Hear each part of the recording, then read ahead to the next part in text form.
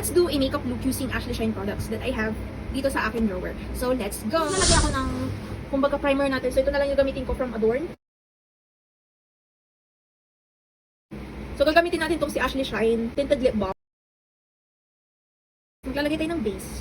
So, yung base na gagamitin ko is itong Ashley Shine. So, kitang-kita naman yung presyo niya, 39 pesos. Ganyan na yung coverage niya sa face ko. Like, yan. So, husgahan nyo na lang kung ano yung itsura niya sa face ko. Pero ganyan yung itsura niya sa face ko. Ganyan yung coverage niya.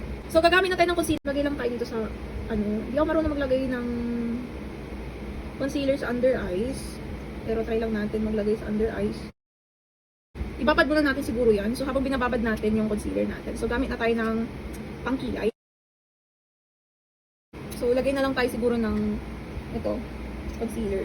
Tapos, so, ganun na yung kilay natin. So, hindi ko alam kung maganda itsura niya. Pero, I don't care. So, nagsisibiblan na natin itong mga concealer. So, let's see kung ano yung itsura niya. So, magka-curl muna tayo ng lashes. Ang gagamitin ko is from Glam Fix.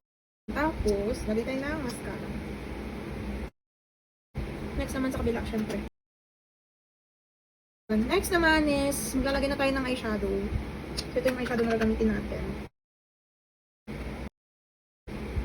Yan, tapos, lagyan tayo ng i-blend natin siya para.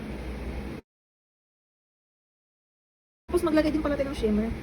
Itong gold na lang, yung gagamitin ko. So, sa kabila din. Yan, so, yan na yung look niya, guys. Ganyan yung itsura niya. I don't know if it looks good kasi hindi talaga marunong. Pero ganyan yung kinalabas. So, next naman is eyeliner. So, I don't know kung magagawa ko ba tong eyeliner na to. Hindi ako Sherry's. Huwag na. Hindi ako marunong. So, lalagyan na tayo ng cream blush. So, since wala tayong cream blush na available dito sa ating table, so, gagamit na lang tayo nitong lipstick na to. So, since cream base or cream type naman siya, so, I think goods naman siya as cream blush. So, ilagay ko na lang siya dito, tapos tsaka ko ilalagay sa face. Yan. So, ganyan yung pigment niya. See? Goods. Yan. Tapos, maglagay na tayo ng contour. So, yung contour na gamitin natin is ito. So, nose contour. Lagay muna tayo ng setting powder. Lagay tayo dito sa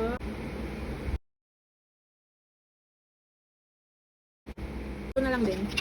So, ginamit natin yung blush kanina. So, ito so far yung tsura ng lips natin. So, tanggalin na natin yung sass powder sa face natin. Tapos, lagay tayo ng powder blush. Ito na lang yung gamitin natin.